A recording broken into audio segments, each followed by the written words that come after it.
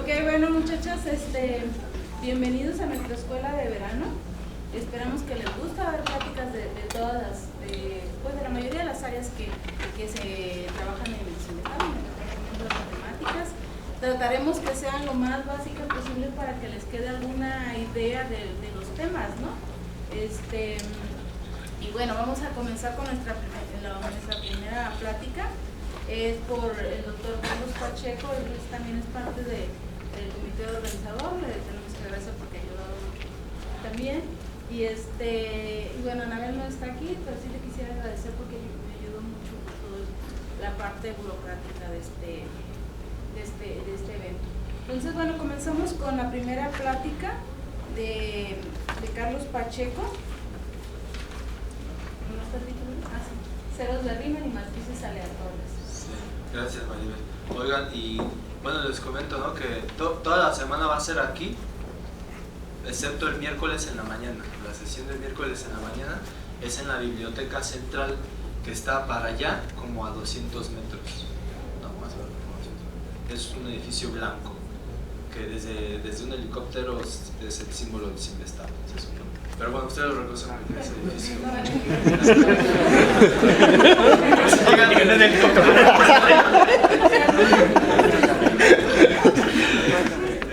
Eso es. Al puro final, el profe Rui va a hablar del posgrado.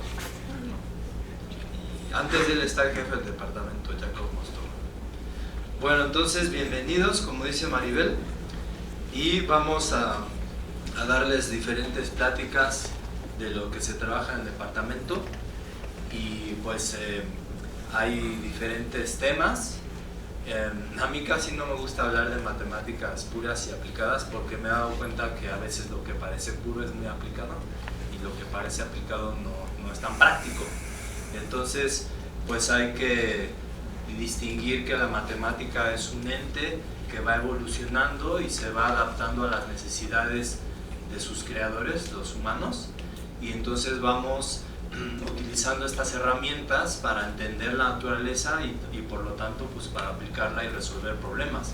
Hay veces que no nos interesa aplicarla porque la pura matemática es bella, ¿no? Es estética. Entonces es como escribir un poema, no nos importa si se aplica o no, pero es bonito. Entonces eso es también una motivación muy válida.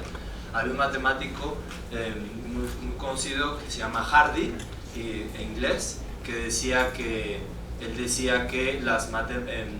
primer criterio para las matemáticas es la belleza, que si las matemáticas son feas no iban a perdurar. Así decía él, ¿no? Ese era su punto de vista.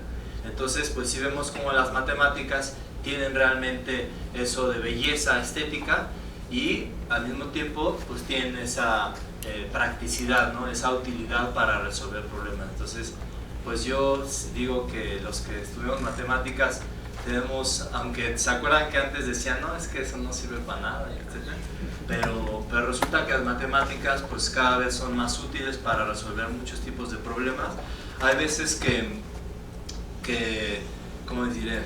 No, el tema en sí que estudien de matemáticas a lo mejor tal cual no lo aplican, pero simplemente el hecho de desarrollar esa habilidad analítica de pensar en términos metodológicos, sistemáticos, eso es lo que ayuda a veces a entrenar nuestra mente y a resolver problemas. Hay veces que sí, un tema en particular, pues lo vamos a aplicar, lo aterrizamos, pero son las dos cosas, los temas y ese entrenamiento que nos dan en las matemáticas. Entonces, por eso insistimos mucho en muchas carreras que se den las matemáticas y que se den fuertes. Que si al principio nos cuestan trabajo, si nos tropezamos no importa, hay que seguirle, porque realmente ese entrenamiento es el que nos va a servir, apliquemos o no el tema en particular. Y bueno, entonces eso yo creo que ustedes todos lo han visto, lo saben, porque han estado en matemáticas, pero bueno, pues nunca sobra comentarlo. Entonces lo que les voy a platicar es algo bastante interesante a mi punto de vista. Yo soy probabilista, y entonces estudio modelos de probabilidad y aplicaciones, pero también estudio cosas teóricas porque son la base, ¿no? Y entonces en la actualidad nos hemos dado cuenta de que de alguna manera hay una universalidad en diferentes modelos, en diferentes pues que serán cuestiones de la naturaleza, de la sociedad, de la matemática en sí. Hay como una universalidad y el hombre ha estado descubriendo esa universalidad. Un ejemplo muy famoso de eso es la famosa campana de Gauss, que todos las han escuchado, ¿no? Que aparece aquí, allá, hace 100 años apenas si se conocía, pero ahora se sabe que aparece en todos lados. Y la usamos, ¿no? Ahora ya la usan los biólogos, los ingenieros, ¿verdad? Pero son los matemáticos los que la descubrieron, ¿no? Entonces se siguen descubriendo cuestiones universales que a lo mejor ahorita no se están aplicando, pero les aseguro que en 50 o menos tiempo se van a estar usando. Bueno, entonces vamos a comenzar, compañeros. Por favor, si tienen preguntas me van diciendo. Y todo empieza, esta historia empieza porque nosotros queremos entender los números primos, ¿verdad? Los números primos que nos enseñan incluso desde a veces en la secundaria, en la prepa, ya los maestros nos enseñan los números primos. Una pregunta bien natural que se ha hecho es estudiar la función pi de x, que es el número de primos que están pues menores a un umbral que ustedes escojan, ¿verdad? Vayan apuntando todo esto porque les va a servir tenerlo así ya en su... o tómenle foto al final. Entonces, está de acuerdo que esta función se ha estudiado, ¿no? Es interesante porque sabemos que los números primos son muy irregulares, ¿no? Sabemos que son como los átomos de los números, ¿están de acuerdo? Así les llaman, ¿verdad? Como los átomos, porque son los que los forman. Entonces, ¿qué sabemos de los números primos? Que si agarramos cualquier número entero, perdón, pensé que lo había... Hermano, hasta en una plática. Perdón, yo juraba que lo había puesto en silencio. Entonces, cuando estudiamos los números enteros, sabemos que se pueden descomponer usando números primos. Aquí, por ejemplo, usando k primos y elevando a ciertas potencias, ¿verdad? Elevando a ciertas potencias. Y entonces, una manera de estudiar los números primos fue estudiando esta sumita. Chéquense, esta sumita va desde n igual a 1 hasta un cierto umbral, ahorita les digo este umbral, y 1 entre mis números enteros. Entonces, si cada uno de estos números enteros se puede descomponer usando los números primos, pues quiere decir que yo formo este número, cada uno de ellos, haciendo multiplicaciones. Entonces, imagínense por un momento que en esta suma, este n mayúscula, yo lo voy a determinar solamente, los números que estoy sumando aquí, los recíprocos que estoy sumando aquí, van a ser usando los primeros k primos, ahí me quedo con los primeros k primos, y después voy a las potencias que agarre aquí, estas potencias, las voy a tomar, digamos, menores que m. ¿Vale? O sea, solamente voy a hacer esa suma utilizando los primeros k primos y las potencias, todas las posibilidades de 0 a m, incluyendo el 0, en esta suma. Entonces, el n mayúscula son todos esos números, que los puedo formar con los primeros k primos y estos m.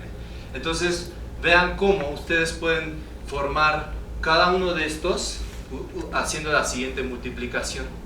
Por ejemplo, aquí voy a poner 1 más 1 entre P1 más 1 entre P1 al cuadrado más, chéquense, 1 entre P1, o sea, mi primo a la m.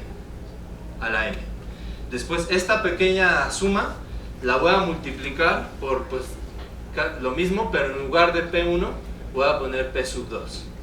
Entonces 1 más 1 entre P sub 2 más 1 entre P sub 2 al cuadrado, etcétera, hasta 1 entre P sub 2 a la m. Y así me voy hasta llegar al último primo, 1 más 1 entre P sub k más 1 entre P sub k al cuadrado, etcétera, hasta 1 entre P sub k a la m. Entonces vean cómo aquí tengo varias sumitas y hago la multiplicación todos contra todos. Entonces están de acuerdo que siempre voy a obtener algo de la forma 1 entre los primeros k' elevados a alguna potencia, ¿verdad? Incluso va a aparecer aquí, voy a obtener 1 entre P1 a la 0, ¿no? O sea, ese 1 lo pueden representar con ese 1 entre el primo a la 0. ¿Están de acuerdo? Entonces, fíjense cómo esta suma se puede reescribir como esta multiplicación. Está fácil, ¿no? Pero entonces, ¿qué pasa, compañeros? Si ustedes hacen que el número de primos que están ocupando para esta suma y la potencia, bueno, el m para las potencias, ¿qué pasa si eso va creciendo, se va a infinito? Entonces, en lugar de agarrar los primeros k' empiezan a agarrar más primos, y en lugar de restringirse a los primeros m potencias, van creciendo este m. Entonces, obviamente, en esta suma el número de sumandos va a ir creciendo, ¿verdad? Y igual estas sumas se van a ir ampliando, y el número de multiplicaciones también va a ir creciendo. Pero ¿qué pasa con esta suma, compañeros, cuando el número de sumandos se va a infinito? ¿Qué pasa con la suma de 1 entre n cuando van sumando? Diverge. Entonces, curiosamente, vean aquí cómo, fíjense, chéquense esto, ¿ok? Chéquense cómo aquí las potencias las voy a poner así, elevando todo a la 0, a la 1, a la 2, así, hasta la m. Es lo mismo, ¿verdad? Esa, ¿cómo reconocen esa suma? La geométrica, porque esto 1 entre un primo siempre va a dar algo menor a 1. Cada una de estas va a converger, ¿verdad? Hay una formulita, ahorita la vamos a usar. Entonces cada una de estas va a converger, pero la multiplicación de estas, como va a ir creciendo y coincide con esto, va a diverger. Entonces lo que se le ocurrió a Euler es agarrar cada uno de estos y elevarlo a una potencia S. ¿Cómo escogerían el S para que convergiera? Mayor a 1 estricto. Mayor a 1 estricto. Entonces así lo van a escoger al principio. Dicen, pues vamos a escogerlo mayor a 1. Si yo elevo a la S, quiere decir que cada uno de mis enteros lo estoy elevando a la S, ¿verdad? Entonces están elevando a la S esta descomposición de primos. Esta S la pueden meter aquí multiplicando cada uno de estos, ¿verdad? O más aún, pueden embarrársela o tatuársela aquí al P. Ahí se la ponen al P. O sea, tener como P a la S a la N1, etc. Entonces, al hacer eso, pues vuelven a hacer esto que hicimos aquí. Y entonces el S se va a meter así que hasta la cocina y va a estar aquí dentro. ¿Ya vieron? Sí se ve, ¿verdad? Sí se ve. Igual ahí va a estar, ahí va a estar. Entonces ahí va a estar el S. Y entonces, como ya sabemos que esta serie va a converger, esta multiplicación también va a converger, ¿no? Pero ¿a qué va a converger esta multiplicación? Ya me estaban diciendo que cuando vamos sumando aquí cada vez más, se va a obtener la suma geométrica. Y entonces, ¿a qué va a ser igual? Por ejemplo, ¿a qué va a ser igual el primero? Esta suma.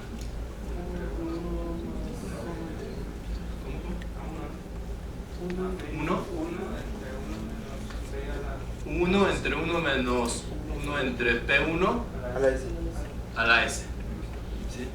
O P a la S, P1 a la S entre 1 menos, no, P1 a la S menos 1, ¿no? ¿Vale? Entonces, eso va a pasar con cada una de estas. Eso va a pasar con cada una de estas y al final, ¿cuál va a ser? ¿Dónde borro? Bueno, no voy a borrar nada. Al final, ¿a qué es igual la suma desde n igual a 1 hasta infinito de 1 entre n a la S? A la multiplicación, a la productoria desde 1 igual a 1 hasta infinito de P sub n a la S entre P sub n a la S menos 1. ¿Sí alcanzan a ver todos? Los 2, 3, ¿sí? Párense si quieren, ¿eh? Con confianza. ¿Ah? Sí. Pero está fácil la idea, ¿no? Eso está fácil de entenderla. Entonces, ¿cómo se llama esta fórmula, compañeros? ¿Ah? ¿Quién dije que la propuso? Euler, exacto. ¿Sí, no, Ron? ¿Se llama la fórmula de Euler?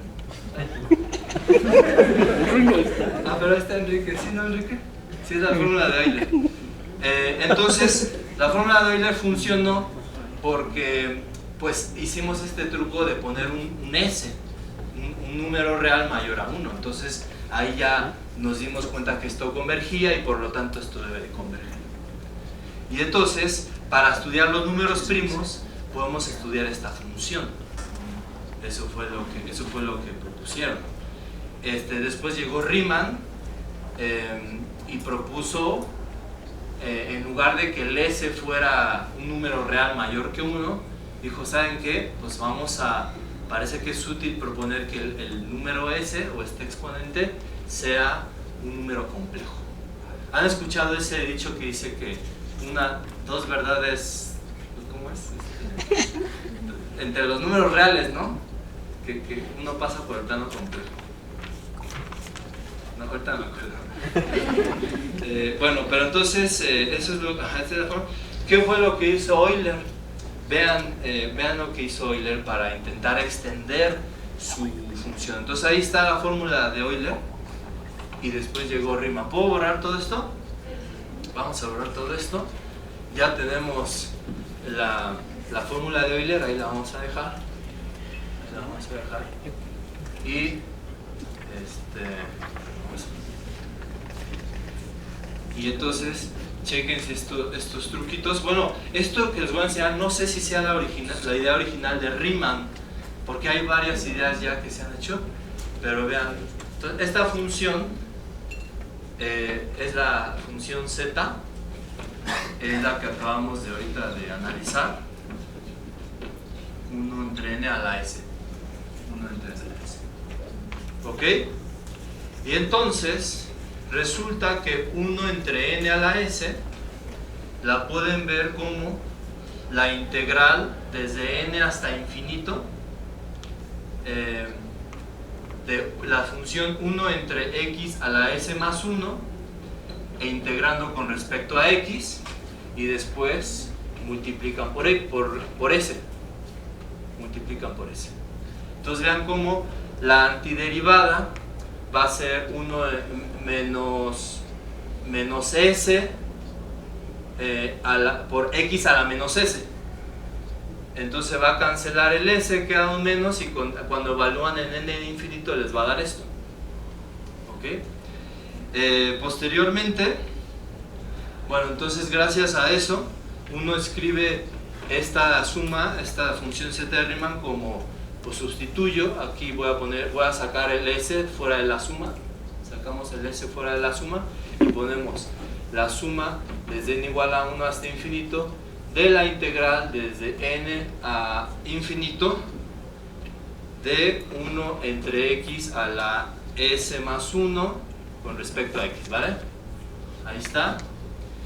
Y esto lo pueden ver como, aquí tenemos s y aquí pues así escríbanlo, lo voy a escribir, lo que es la misma integral, de hecho la misma función, pero primero integramos de 1 a infinito, después de 2 a infinito, etcétera, ¿verdad?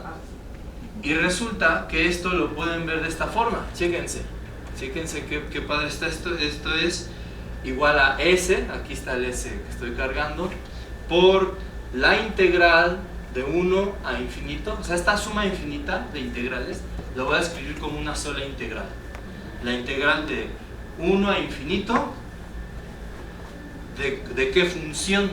Esta es la función, esta es la parte entera del número x que va corriendo de 1 a infinito entre x a la s más 1 con respecto a x. ¿Ok? ¿Cómo ven esto? ¿Cómo ven esto? Digamos que yo ahorita les puse la respuesta, pero pues vamos a verificar la respuesta, ¿no? Es más padre llegar a la respuesta sin que nos digan, pero digamos que será. Y entonces, ¿cómo hacen esta integral? Pues esta es una función, digamos que va como en escalones entre esta función continua, ¿no? Entonces, ¿cómo la hacen para calcular esta integral? Pues lo que hacen es viendo los pedacitos donde va cambiando esta función constante a trozos. Esta función constante primero vale 1 entre 1 y 2. Cuando el x va caminando de 1 a infinito, esta parte de arriba vale 1 entre 1 y 2. Vale 2 cuando van de 2 a 3. Vale 3 cuando van de 3 a 4, etc. Entonces esto va a ser s que multiplica a 1 por la integral de 1 a infinito de la función 1 entre x a la s más 1. Después más 2 por la integral de 1 a infinito de la misma función. Después más 3 por la integral, etc. Y entonces vean cómo estas dos cosas van a coincidir. Van a coincidir porque, por ejemplo, en la integral aquí de 1 a infinito, ¿cómo la obtienen de aquí abajo? La van a obtener... perdón, aquí me equivoqué. Perdón, yo les decía que esto va... Ay, qué pena. Vale 1 cuando están entre 1 y 2. Vale 2 cuando están entre 2 caracoles. Ahora sí me tapo atrás. Perdón. ¿Sí, verdad? ¿Ahora sí? Ahora sí cuaja, sí, porque lo que estábamos haciendo era ir viendo dónde cambiaba esta. Pero entonces ahora sí, ¿cómo recuperan esta integral de 1 a infinito? Pues primero agarran la integral 1 por la integral de 1 a 2. Después agarran una unidad de estas dos y se la suman porque es de 2 a 3. Después agarran una unidad de estas tres y es la integral de 3 a 4. Y así se van. Entonces recuperan esta primera integral. ¿Cómo recuperan la segunda integral? Pues esta ya no la cuentan porque ya la usaron. Pero aquí les sobraba una unidad de 2 a 3. Y acá les sobraban 2, agarran otra y así se va. ¿Sí? Entonces así es como se dan cuenta que esta suma infinita de integrales es esta simple integral. Entonces observen por favor que comparado con nuestra función z original, que es esta, tiene esta integral que es mucho más amigable, ¿no? Mucho más, se ve más amigable. Entonces con esta función ustedes pueden extender su función z de s, ¿ok? No solamente a los enteros que estén por arriba de, a los reales que estén por arriba de 1, sino que creen, la pueden extender a todo el plano complejo. Entonces pueden ver esta función z como una función que va del plano complejo al plano complejo. Cuando el punto S o el valor complejo es 1, esto explota. Explota porque esta suma diverge cuando S vale 1, ¿verdad? Entonces ahí ya están viendo un comportamiento de esta función en un punto del plano complejo, y lo que hizo Riemann es tratar de estudiar esta función con todo el plano complejo. En particular, ver dónde estaban sus ceros. Ahorita les voy a decir por qué. Los ceros va a ser información muy valiosa para analizar los números primos. Ese es nuestro objetivo, analizar los números primos. Una pregunta era esta, ¿no? ¿De cuántos primos hay antes de x? ¿Ok? Pero otra cosa que hizo Riemann fue dar una ecuación funcional, o sea, caracterizar esta función z y decir, ¿saben qué? Esta función z es solución de esto que voy a escribir. Esta es la función gamma, y aquí otra vez pongo la función z, pero evaluada en 1 menos s. Entonces resulta que si ustedes plantean una pregunta donde buscan una función z tal que si la evalúan en S coincide con esta donde está ella misma pero en 1 menos S y multiplicado por la función gamma, ¿no? Entonces la solución de esta pregunta es esta función. Y entonces esta caracterización ayudó a determinar más información de los ceros. Entonces digamos que ya va a empezar mi plática. Ya me eché media hora. Ya va a empezar mi plática, pero no se espanten, nuestra cortita. Y entonces veamos. ¿Preguntas hasta aquí? ¿Preguntas de esto? ¿Transparente? Venga. Entonces aquí está la función z de Riemann en todo el plano complejo. Aquí está la ecuación funcional que les decía. Esta función satisface esta ecuación donde la función gamma es esta, véanla, que este formato que puse aquí, 1 entre S por esta multiplicación de 1 entre n, 1 más 1 entre n a la S dividido entre 1 más 1 entre n. Esto también se puede escribir como esa integral que nos enseñan, la integral de 0 a infinito de x a la S, creo, y por la exponencial de menos S. Pero aquí está otra representación. Y entonces, usando esta representación, nos damos cuenta que la función z vale 0. Aquí me faltó poner un 0. Z de S vale 0 cuando S vale menos 2, menos 4, etc. O sea, menos 2 por 1 entero. Pero también lo que Riemann conjeturó, la conjetura de Riemann, es que también vale 0 solamente cuando el número complejo es de la forma 1 medio más i por un numerito. ¿Sí? Entonces, ahí lo que la conjetura esta de Riemann, o la hipótesis de Riemann, lo que dice, voy a borrar todo. Lo que dice es que los ceros de esta función están aquí, miren. Este es el plano complejo y los ceros están en menos 2, menos 4, etc. Pero también, digamos que aquí está un medio y lo que dice Riemann es que los ceros, lo que supone Riemann es que los ceros están solamente ahí distribuidos en esta línea. ¿Okay? Aquí voy a poner el 1.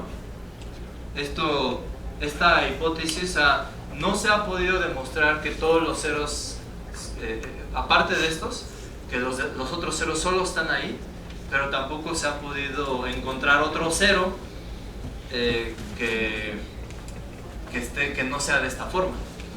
Al menos sabemos que los ceros están ahí en esta franja, pero la hipótesis de Riemann es que solo están en esa línea. Y entonces a esos ceros les vamos a llamar o los vamos a escribir como un medio más i por un numerito real. ¿Ok? Entonces es muy importante porque vean que, por ejemplo, fíjense lo que se ha logrado hacer con esta función.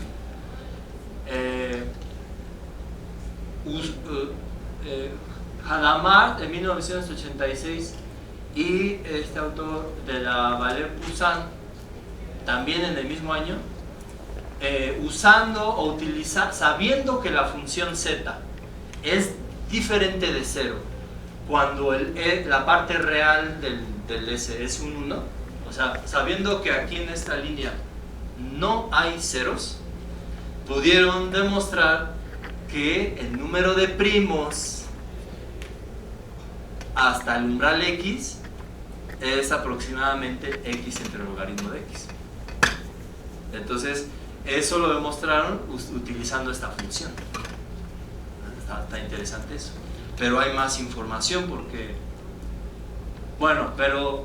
Entonces, antes de seguir, les quiero comentar que como ha sido muy complicado demostrar, esto no se ha podido demostrar, la gente pues a veces dice, bueno, pues yo creo que sí es cierto, pero yo creo que sí es cierto la hipótesis de Riemann,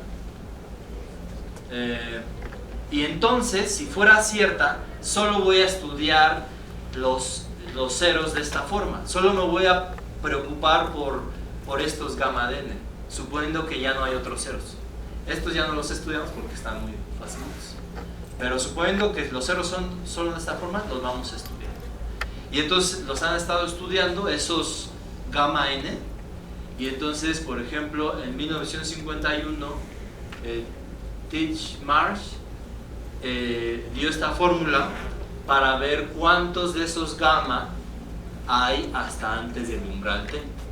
Y dio una fórmula explícita, vean, 7 octavos más t entre 2pi, logaritmo de t, más t entre 2pi, más 1 entre pi. Y aquí un término que no está sencillo porque es agarrar la función z, evaluarla en el punto 1 medio más it y encontrar el ángulo de ese número complejo. Entonces pues no está tan sencilla esta parte, pero al menos es una fórmula que dice cuántos de estos gamma hay antes de t. Pero bueno, ¿por qué desesperación por querer demostrar la hipótesis de Riemann?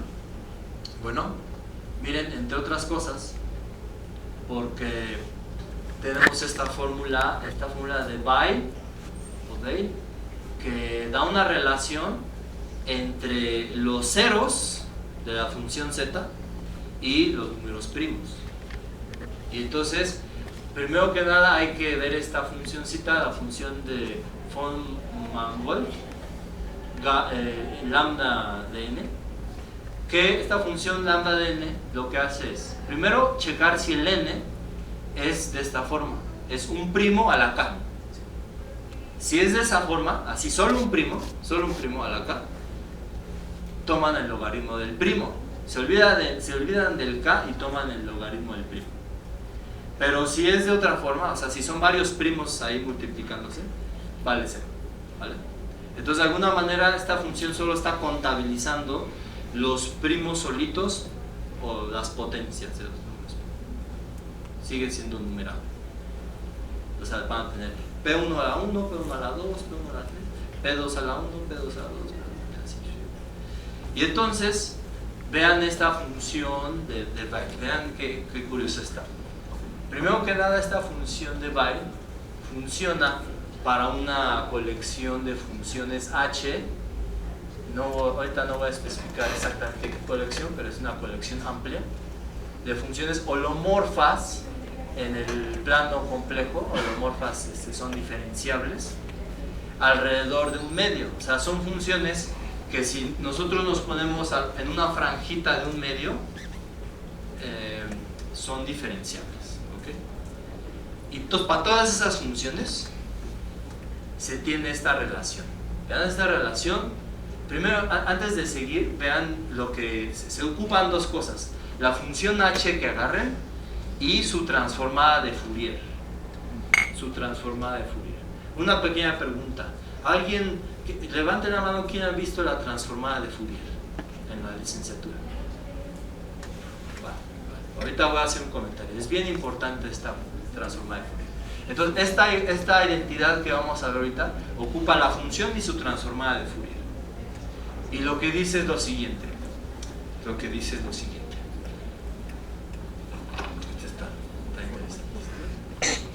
Si nosotros agarramos nuestra función h y sumamos sobre todos los ceros de Riemann que están en la línea hasta de un medio, ¿okay? Solo esos, eso va a coincidir con un término que no puse aquí. Es un término que depende de la función h. No está tan bonito, pero está explícito. Menos esta suma que vean, estoy sumando sobre todos los enteros, sobre todos los naturales, pero en realidad esto se va a hacer 0 cuando el natural no sea de esta forma. Solo va a sobrevivir en esta suma los números enteros que sean un primo a largo. Y claro, después hay que multiplicar por g evaluado en el logaritmo. ¿Quién es g? Les digo, es la transformada de Fourier. Entonces, esta fórmula de Weil nos dice, nos da pues una dualidad que hay entre los números primos y los ceros. Entonces esta función z, ok, ya vimos cuántos primos hay más o menos antes de x, sabiendo que la función z no es 0 en 1, pero hay más que saber, hay información más precisa que saber para conocer a los números primos. Si tuviéramos los ceros, entonces empezamos, ¿qué pasó? Empezamos a localizarlos más. Empezamos a localizarlos más. ¿Ok? Entonces, bueno, esta, como les digo, compañeros, esta función, o esta fórmula, ocupa la transformada de Fourier, que yo ocupo mucho la transformada de Fourier, y cada vez aprendo más de ella, la verdad. Cada vez aprendo más de la transformada de Fourier. La transformada de Fourier, por cierto, esa yo creo la han visto en cursos de ecuaciones diferenciales, ¿no? Para resolver ecuaciones parciales o ecuaciones ordinarias diferenciales, ¿no? Y entonces la propiedad clave, creo yo que la propiedad clave de la transformada de Fourier es, lo voy a poner con un ejemplo. Si ustedes tienen una función diferenciable y la derivan dos veces con respecto a su argumento, es lo mismo que si hacen lo siguiente. Primero, sacan la transformada de Fourier de su función, sacan la transformada de Fourier de su función f. ¿Cuál es la transformada de Fourier? Es la integral de menos infinito a infinito de f de y menos 2pi por y por x, e integro con respecto a x. Mejor voy a poner aquí u y aquí u, ¿vale? El primero sacan la transformada de Fourier, después multiplican por esta función, queda en términos de y, entonces multiplican por y al cuadrado. Este y al cuadrado proviene de que están derivando dos veces, y ya que hacen esta multiplicación, toman la inversa de la transformada de Fourier de esta función y la evalúan en x. ¿Cuál es la inversa de la transformada de Fourier? La inversa de la transformada de Fourier es la misma integral. Vean cómo es lo mismo. Es lo mismo, vean. La integral de la función por e 2pi y u con respecto. Lo único que cambia es que ya no puse este menos. Es lo único, esa es la inversa. Entonces es casi la misma.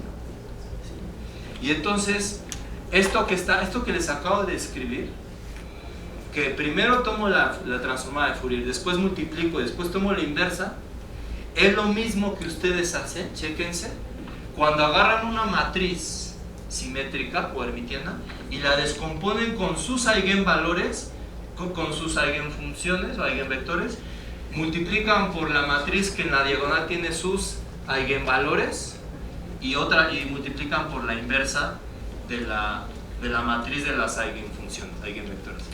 Es lo mismo, pero abstracto. Primero transforman, después multiplican y después destransforman. Eso es la transformada de Fourier. Es la diagonalización o la descomposición espectral de un operador. En este caso, de un operador diferencial. ¿Sí? Para nosotros es bien importante esta transformada de Fourier en este tema. O sea, ni siquiera estoy hablando en todos los temas. En este tema es bien importante porque, como van a ver en un ratito, la transformada de Fourier nos ayuda a definir unos espacios de donde sale una de las funciones clave en esta plática. ¿Ok? ¿Están listos? Entonces, vean. Ok, estudiamos los números primos, estudiamos esta función z, los ceros de la función sumamente ligados con los primos. Estamos pensando que nos estamos concentrando en los ceros que están ahí en la línea crítica de un medio. Y entonces, hace un tiempo, un profesor muy conocido de teoría de números, Montgomery, no sé si han escuchado, Montgomery, pues ha estudiado a los números primos y a los ceros de la función z. Y entonces, él se concentró en los ceros que están en la línea esta de un medio y dijo, los voy a estudiar cómo están distribuidos más o menos, cómo están ahí, pues de alguna manera, cuánto espacio hay entre ellos, etc. Y entonces se puso a estudiar esta función. Vean, esta función es d sub t de alfa, que significa número de esas gamas que representan a los ceros, por abajo de t, por abajo del umbral t, pero que además, si agarro cualquier pareja de ellos, la diferencia de ellos, digamos multiplicados por logaritmo de t, están entre menos alfa y alfa. La diferencia está entre menos alfa y alfa. Se ponen a contar cuántos de estos gamas que representan hay en esa franjita, entre menos alfa y alfa, las diferencias. ¿Cómo ven? Entonces, lo que les voy a platicar ahorita es una historia que, pues yo no estuve ahí, la verdad. Está documentada en un libro, de hecho ahorita voy a poner la referencia. Y entonces el profesor dice que ni el más prominente de los que auguran hubiera profetizado este evento, según él. Entonces, lo que dice este profesor es que Montgomery fue a Princeton, a la Universidad de Princeton en el estado de Nueva York, a dar una plática de su conjetura. Ni siquiera era un resultado, era una conjetura. Su conjetura sobre esta cantidad de número de parejas de gamas que cumplen esto. Entonces fue a dar su plática y había un profesor de físico matemático que se llama Dyson. Entonces la historia dice que Dyson no pudo ir a su plática, o a lo mejor no quiso, será de teoría de números, no sé. Y entonces, pero hubo otro profesor que convenció a Dyson de hablar con Montgomery ya después de su plática, en la hora del té. Y entonces, pues Dyson fue a hablar con Montgomery y Montgomery le empezó a platicar de su conjetura. Entonces, aparentemente, antes de que Montgomery le enseñara al profesor Dyson su conjetura, Dyson le dijo, a ver, ¿llegaste a este tipo de fórmulas? Y Montgomery se quedó sorprendido porque efectivamente había llegado a una fórmula que Montgomery había tardado años en encontrar y que era su conjetura, y como a lo mejor le soplaron, ¿no? No sé, quién sabe qué haber pensado. Pero entonces, pues Dyson ya después le explicó por qué. Dyson estaba estudiando, como físico matemático, estaba estudiando eigenvalores de matrices para modelar niveles de energía. Y entonces, ¿cuál es esa fórmula que Dyson le adivinó tal vez a Montgomery? ¿O cuál es esta fórmula que Montgomery conjeturó, que ya está demostrada? Es la siguiente. Estoy perdiendo esto. Aquí va. Entonces, 1, 2, 3. Esta fórmula. El número de parejas que cumplen eso, cuando t va creciendo, es aproximadamente esta multiplicación que involucra el t por la integral de menos alfa a alfa de 1 menos seno de x entre x y este cociente al cuadrado. ¿Está fea? No está fea, está bastante elegante. Y entonces, pues, ¿cómo Dyson pudo haber sabido algo así? O bueno, ¿cómo reconoció al menos esto? Pues es ahí donde entran las matrices aleatorias que les voy a dar en 5 minutos, no, en 10 minutos. ¿Vale? Entonces, ¿qué pasó? Que ese momento histórico fue clave para saber que hay una relevancia enorme entre números primos, ceros de la función z, eigenvalores de matrices aleatorias, espectros de operadores, etc. Algo que ha ido creciendo. Bueno, entonces, ¿qué es una matriz aleatoria? Primero que nada, me voy a regresar a 1951, cuando el premio Nobel de Física Eugene Wigner, todavía no era premio Nobel de Física, en 1951 propuso un modelo de matriz aleatoria para modelar los niveles de energía de átomos de torio y de uranio. Entonces ahí los físicos experimentales tienen sus gráficas, tienen información de los niveles de energía, de cómo se distribuyen esos niveles de energía, y entonces pues Wigner, como físico matemático, de alguna manera analizó y dijo: ¿saben qué? Los niveles de energía los podemos modelar con eigenvalores de matrices simétricas, matrices aleatorias.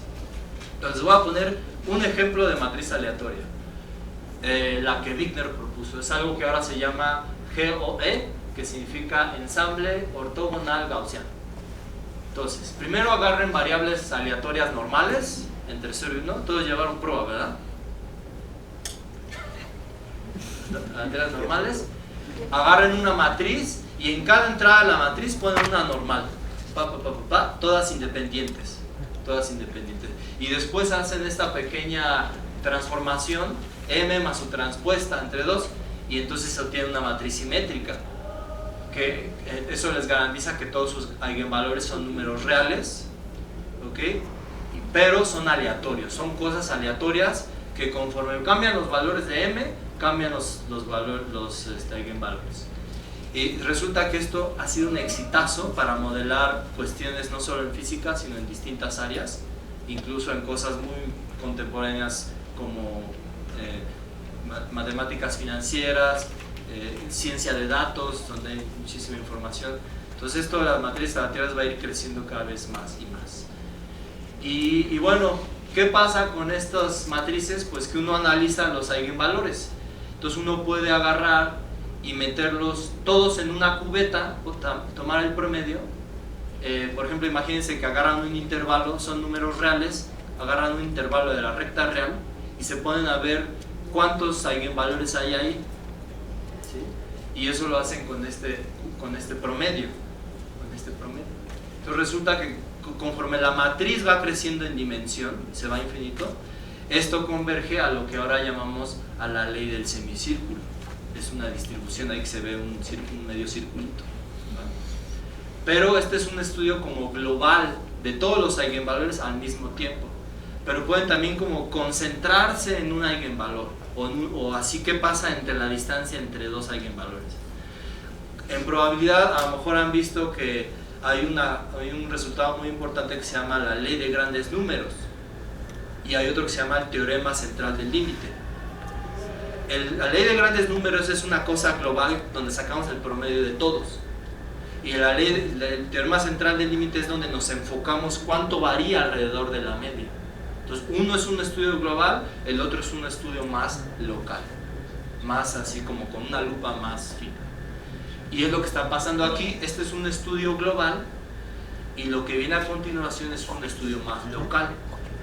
Entonces en el estudio más local, por ejemplo, pueden estudiar solamente un eigenvalor, el más grande.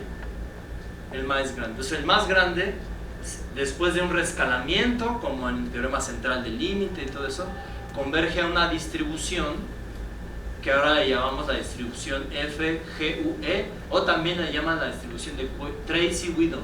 Está en Wikipedia y todo, además está como una gráfica.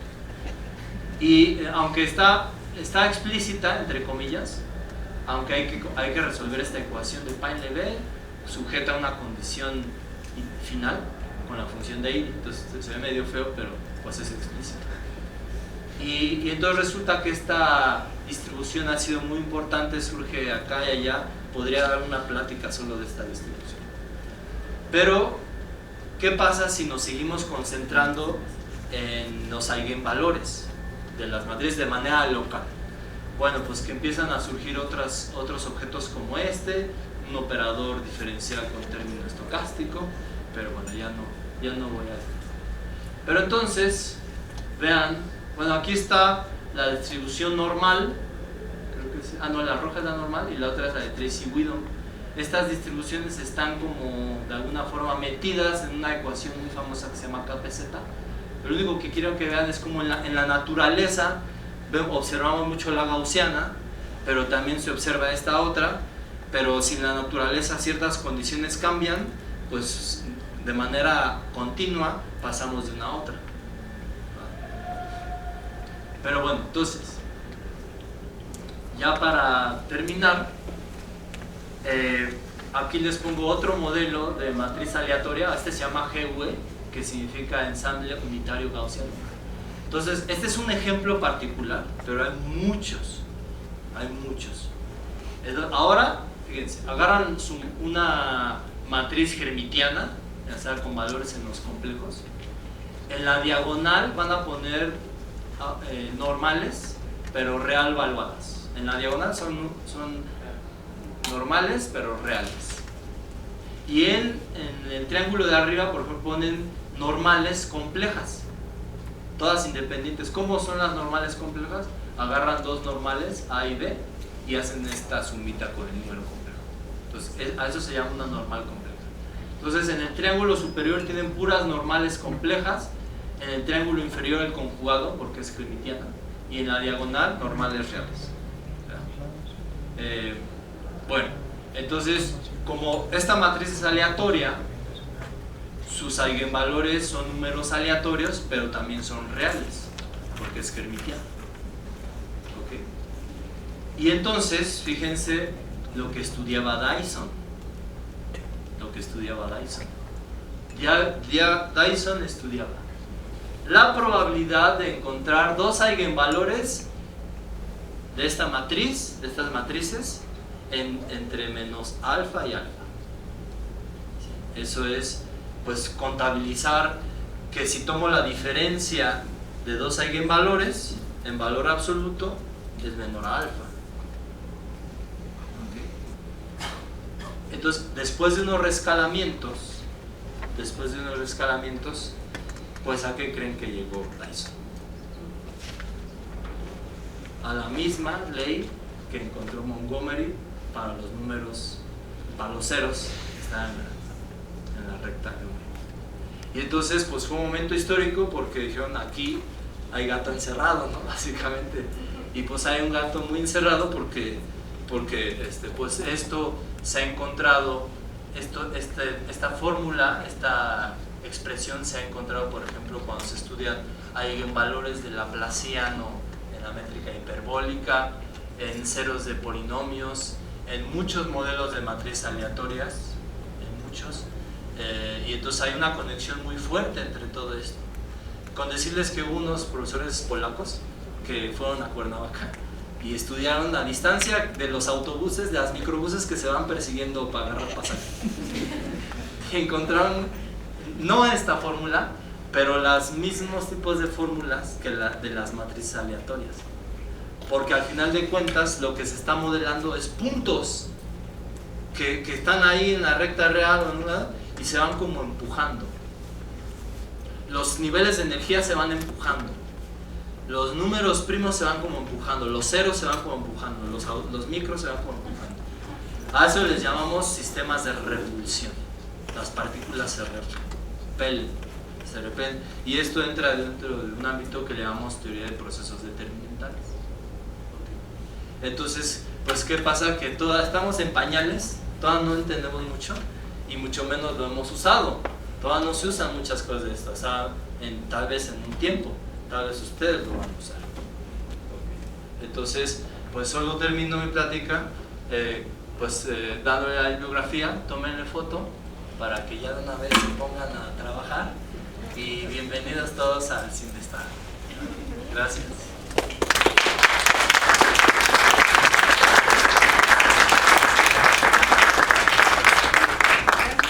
¿Alguna pregunta? Tenía una duda de la matriz cuando la puedes diagonalizar. En caso de que no sea diagonalizable, para que sea más bonita, podemos utilizar la forma canónica de Jordan o la racional. Sí, también se puede.